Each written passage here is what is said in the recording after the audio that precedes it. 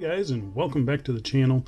And first off, I want to say Happy New Year to everybody. This is the first review of 2025, so yeah, I'd say we get right into it. This is the review of the RETROVIVO RV01. I received both of these watches for free. However, I don't get to keep them. I have to send them off onto a new reviewer. But no matter how I get a watch in for a review, you're always going to get my honest opinion every single time. And if by the end of this review you want to find out some more information for this, I'll be leaving a link down in the video description that takes you right to the RETROVIVO website. You can sign up for the newsletter. Pretty sure this is going live on Kickstarter in about a month. I think sometime in January 2025 or February 2025. So the starting price on that will be 150 euros. So you can see the conversions over here. I think it's a very fair price for a watch like this, in my opinion. The watch comes in these two colorways that you can see here. They're both a textured and fume dial, which we'll talk about here in a little bit. But I do like a lot of the design decisions that they've done here. The watches sport a case made of 316L stainless steel. They have sapphire crystal with AR coating, a screw-down crown, a screw-down caseback, 100 meters of claimed water resistance, and the watch is powered by the Seiko VH31 sweeping quartz movement. So RETROVIVO, they're a microbrand, brand new microbrand located in Italy. They're doing things other microbrands aren't doing, and that's releasing an affordable quartz watch into a market that is frankly flooded with Miyota 9000 series watches. I love mechanical watches, but I gotta say, there's always a spot in my collection for a nice grab and go quartz movement, especially one like these ones. I absolutely love the VH31. So for 150 euros, they must have cut corners somewhere, right? Well, let's dig in and find out where they did. But before we do, let's do a quick wrist check. Today, wearing my Ferrosuit automatic chrono.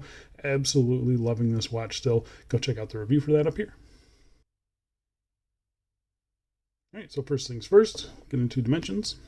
A case diameter of 39.1 millimeters, case thickness of 9.5 millimeters, a 20 millimeter lug width, lug tip to lug tip of 45.8 millimeters, and on the supplied leather strap, weighs 54 grams.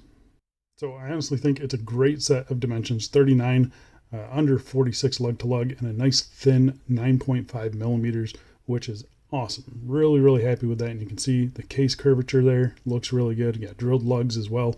This doesn't look like a case I've seen anywhere else, so kudos to them for not just grabbing something off the shelf. They created this one themselves, and I think it looks really good. So yeah, really happy with the size on them. I'm gonna go outside right now and throw it on my wrist for you. So here we are on my 7.5 inch wrist, and you can see here for me is just about spot on. Really nice case thickness, like I mentioned, with some nice turn down to the lugs. This thing hugs the wrist beautifully. I love the way it looks. I like the polished bezel, and I like the polished chamfers there. I know some people aren't going to like that, but for me, I like it. It makes it a little bit more wearable in everyday situations, and yeah, I just think it looks a little good, or it looks a little bit better with those polished aspects. And popping out in some direct sunlight here, you can see there is a little bit of a brown tint to the dial. It is a fume dial, which we'll talk about later, but yeah, I think it looks really good. You can see here air coating on the crystal doing its job. It's very legible. They did a good job with the crystal. It's just a flat piece of crystal, but yeah, I think it looks really good, especially in the sun there. And you can hopefully see a little bit of that texture. If not, you'll see it a little bit later in the dial section, but yeah, I think it does look really good. So here, under the oak tree, a little bit in the shadows, you can kind of see it does have a fume dial here on this lighter color. Legibility is not the best on this one. It's not terrible, but definitely could be a little bit better. But I still think it looks really good. You can see the light play off the dial and the hands. I think it looks really nice. And popping out in some direct sunlight there, you can see a little bit better, that kind of sandy color and gray fume. It's a really interesting dial, but I do think it looks really good.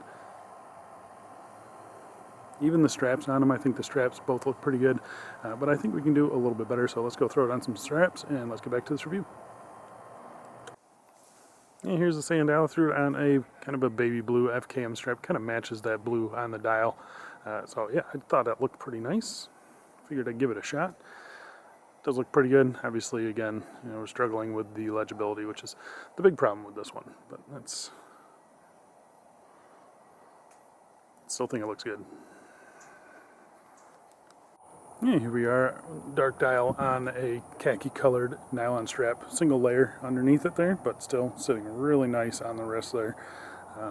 Yeah, I think that looks good. I knew it was going to look pretty good with the faux patina.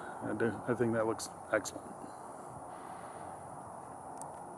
And lastly, here we are with the tan dial on an olive drab or olive green color Cincy Strapco SF2. So there's 2 layers underneath the watch there. It is a thinner nylon strap, but still you can see just how nicely this case hugs the wrist. Yeah, it wears awesome. Absolutely love it. I think that green and the tan looks pretty cool. All right, let's go back inside. Let's get back to the review.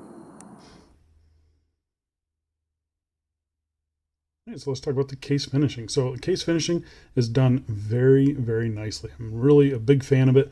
You have vertical brushing on the tops of the lugs there. As you can see, you have a fully polished bezel, which looks really good in my opinion. I think the polished bezel kind of dresses it up just a little bit. And yeah, I know this is kind of a tooly watch, but at the same time, it's a go anywhere, do anything watch. So having a little bit of polishing doesn't hurt at all. But really happy with the case finishing. You can see here on the sides of the case, really nice fine brushing. It's consistent. It looks really good. Matches the tops of the lugs nicely. And then you have this nice, beautiful polished chamfer that separate those 2 surfaces.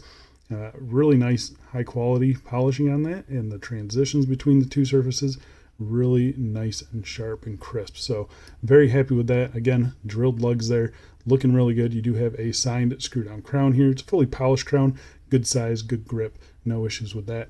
Flipping it to the case back here, you have a simple screw down case back. Really simple notches there to get a tool into if you need to change the battery on it. Circular brushing here, looks really good, and then a little bit of a spec sheet around the outside. Very simple, very clean, very smooth. I don't feel any sharp edges on this case at all. Maybe a little bit on these inside corners, but it's not something that you notice on wrist at all. It's just very nicely done, nice and slender side profile there. It looks fantastic, it wears fantastic, it's super light. Yeah, they just knocked it out of the park in my opinion with this case. It's one of my favorite cases that I've seen on a kind of a go anywhere, do anything style watch. It has just the right amount of brushing and polishing. I'm a big fan of this. So let's talk about the crystals. First things first, we'll test it for sapphire. It's positive for sapphire. So we have a flat piece of sapphire crystal. There's plenty of anti-reflective coating on it. The AR coating is excellent. They did a very nice job with this crystal. Give you an idea of what it looks like on the other one here.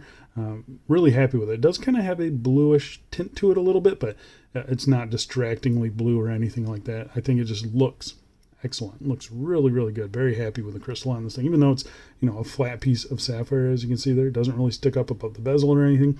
It's just a nice, solid piece of crystal. So really happy with that. All right, so getting real close and talking about the dials on these, they're both a fume dial, so it has a kind of a fade. The one on the left here is kind of a brown to black fade. It looks really, really cool. It's a very subtle brown color. I didn't really notice it until you get it in really bright lighting like this.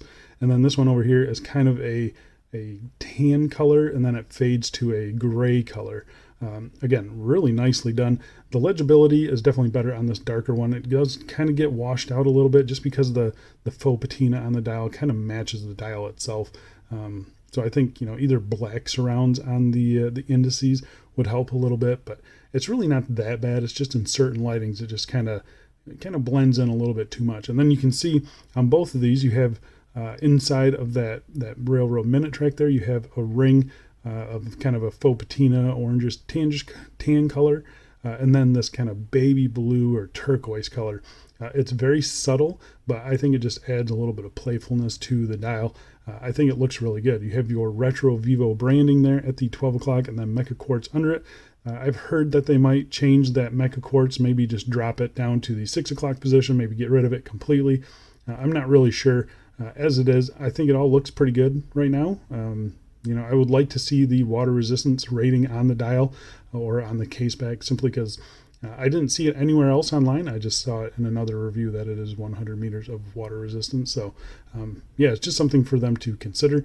But you do have that faux patina on the dial and on the hands there. The hands are really interesting. I think they're a good size. You can see here, they're kind of like a syringe, but instead of a pointy tip to them, they're just kind of a blunt, knocked off square there. Kind of cool. I like it a lot. And then just a simple lollipop seconds hand sweeping around there. So I think the dial execution really nicely done, especially for watches that are prototypes. They're very clean and just done to a pretty high quality, in my opinion. You can see there just the reflections off of the indices. They're all applied. Everything is done nice and straight as well. So really happy with the dial on this watch. The thing I'm not too keen on is the lume, so I'm going to pop up a lume shot here. You can see it against a couple other watches in the collection, and it just does not do good. The dial fades before the hands do, and even then the hands aren't the best either, so they definitely need a few more layers of lume on the dial for sure, just to keep up with the hands. The hands are okay, and they're not great either. You can see it just kind of gets destroyed by the other two watches. So the lume on this thing is kind of one of the spaces where they cut corners. So yeah, whether that's the lume is important to you guys or not, that's up to you guys. But yeah, the lume is just not the best. Okay, so talking about the movement, so the movement inside is the Seiko VH31 sweeping quartz. So you have 4 ticks of the second hand every second there. The battery life on these is somewhere between 2 and 3 years. The stated accuracy is plus or minus 20 seconds per month, but they run much more accurate than that. Just a couple seconds a month, I would say, at the most. So yeah, really happy with these movements. I haven't had any issues with them in the past, and yeah, I'm going to continue to buy them because I do like the fact that it is a sweeping quartz. Just grab and go and ready to rock and roll, right? You have a screw down crown here at the 3 o'clock position. Again, signed nicely, good grip on it. Nice smooth screw in and screw out action. First position does nothing. Second position jumps right into the time setting, so there's no ghost date position or anything like that. Everything functions exactly how you would expect it to. Yeah, just really happy with the movements on them, really happy with the execution on them. A+ job on this thing. I like the fact that they're not using a mechanical. It's just something a little bit different, and something that every collection needs is a kind of grab and go quartz. So they got you covered here, and for a very reasonable price. All right, so let's talk about the straps here. So the straps are Italian leather. You can see right here, that says genuine leather there, but they are Italian leather. They're very nice, simple 2 stitches there, really nicely done. No quick release spring bars, just a little bit of a bummer, but again, they do have the drilled lug, so pretty easy to change them. 20 millimeters tapering down to 18 millimeters at the clasp. The clasp is a little odd on this thing. It's it's not quite brushed. It's not quite polished. Really interesting. I don't know. I don't really know what's going on with that. It's not a particularly nice clasp, but it is functional. It does everything it needs to do. It's not sharp or anything like that.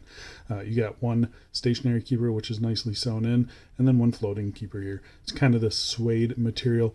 They're very comfortable. Got no issues with them at all. They kind of bent right into shape and held their shape nicely. They're a good length. They're not too long, not too short. So yeah, pretty happy with the black one here. Same story with the tan one here. It's again kind of this suede material, very kind of rugged looking and worn. But again, looks really nice, very soft. Again, genuine leather here. Bottom is super soft. No quick release again, but simple 2 stitches there, nicely done.